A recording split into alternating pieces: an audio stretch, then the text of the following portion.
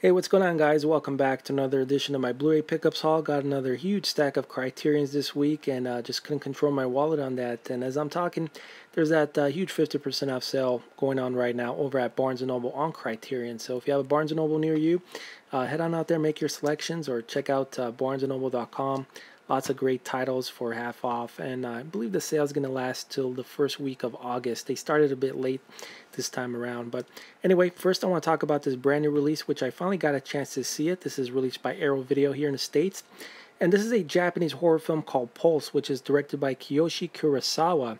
And they actually remade this film in 2006 with Kristen Bell, but this Japanese edition is far better. And the story is about a group of friends and co-workers where they mysteriously disappear in Tokyo, and they're trying to get to the bottom of this, and some of them even commit suicide. They come across this website where it asks them a question, do you want to meet a ghost? And they basically see this footage of, people dead and just really weird stuff. So it's a very atmospheric film. It's really enjoyable, though, really well executed. But as far as the picture quality, to be honest, it wasn't all that great. I'm going to rate the image on this one a 3.5 out of a 5. And I'm going to give the audio mix a 4.5 out of a 5.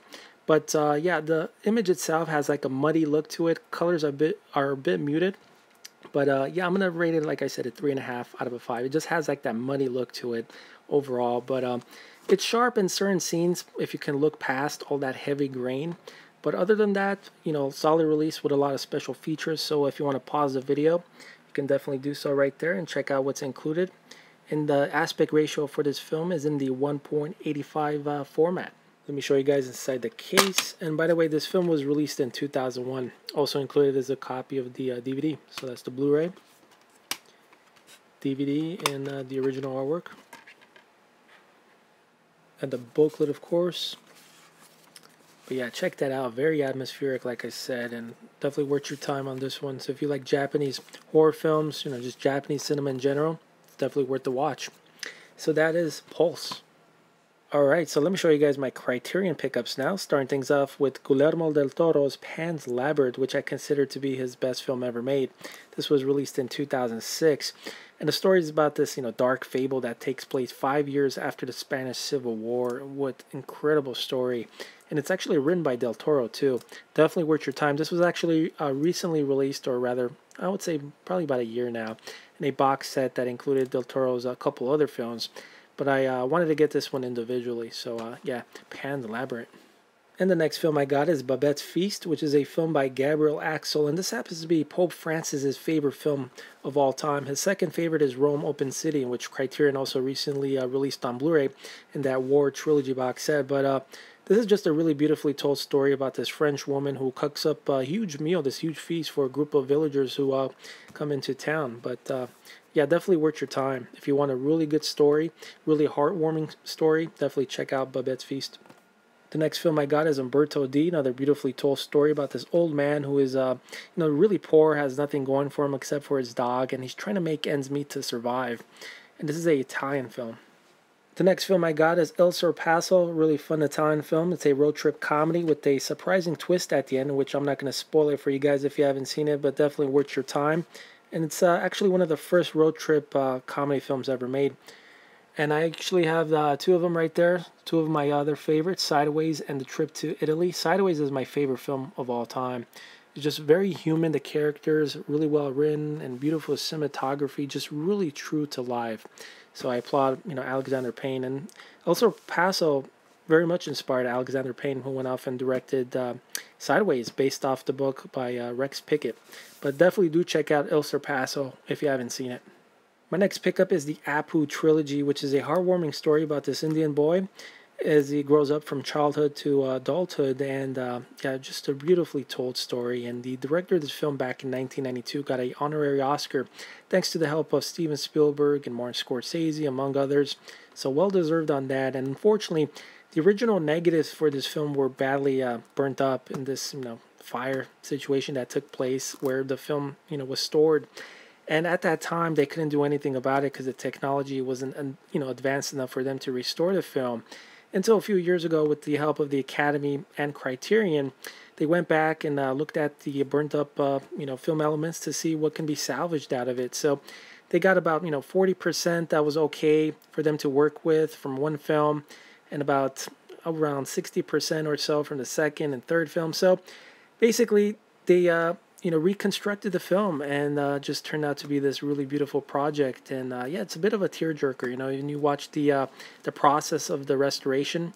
Watch it on YouTube. Type in the Abu Trilogy restoration, it will come up. It's just really spectacular, and what wonders restoration does these days. But definitely do pick up this set if you like really great stories. Trust me, guys, this is definitely worth your time.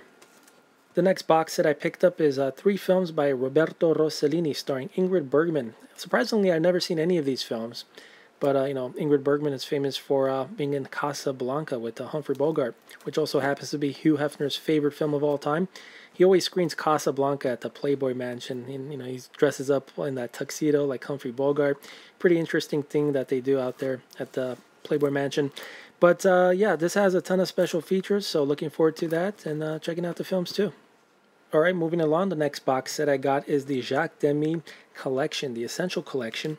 And to be honest, I only wanted the Umbrellas of Cherbourg, but I came across this box set from a third party for a really great price. So I'm like, you know what, let me just get the whole thing. But I heard Bay of Angels is also another great one, and also The Young Girls of Rochefort, I guess it's called. So yeah, can't wait to check this out. Just a really gorgeous looking box set. It's going to look really nice on the shelf.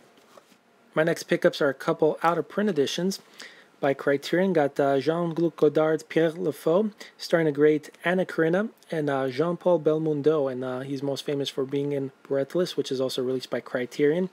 But yeah, I came across these by third-party sellers, so I wanted to pick it up.